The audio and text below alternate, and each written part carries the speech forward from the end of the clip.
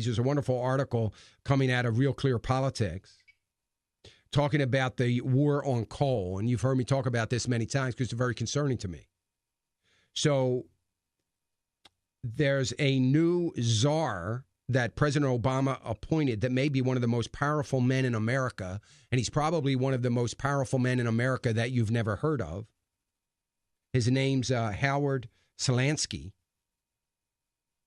He is a new czar of the Office of Information and Regulatory Affairs. Well, why does it make him so powerful? Because basically he gets the final call on any regulation and has the authority to review, delay, implement the regulations on businesses and families proposed by the federal government. It's all up to him. He gets to make that call. One man, not Congress, not the president. One man gets to do that. So it is widely suspected that this influence will certainly impact our daily lives as he works hard to drive home the Obama administration's agenda. But more importantly, it reminds us that our elected officials are as not only dysfunctional as they've ever been in our lifetime, they're worthless. We don't even need them. We don't need them to make laws. We don't need them to uphold laws. What do we need the legislative body? You want to cut the government? Why don't we just shut down Capitol Hill and fire 535 people and their staff?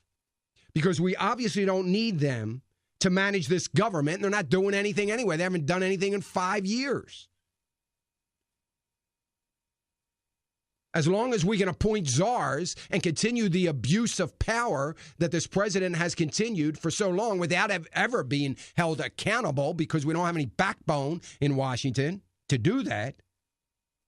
So I got to find this clip. I say this all the time, and I never spend the time to go back and find it. But I'd like to see the date on it. And it's got to date back 5 years at least, where it was before Obamacare was even on the floor to be voted on.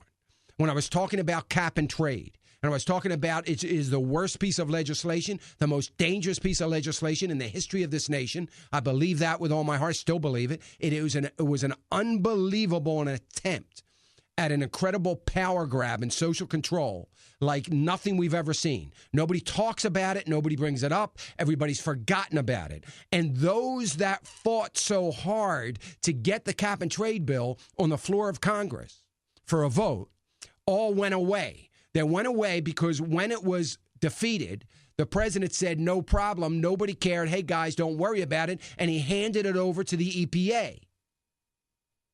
Now we've got a czar that is going to be he's not a part of the EPA, but he's going to be a czar that is going to have an enormous impact on the war on coal and other energy or fossil fuel ventures.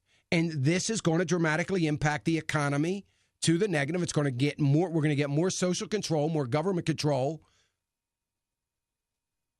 than we've ever seen. This is somebody that is going to be in charge of enforcement of President Obama's war on fossil fuel. In particular, it's going to be on coal. This is a guy that's going to be responsible for enforcing basically cap and trade, or at least the cap and trade style and kind of restrictions through the EPA on the American people and business.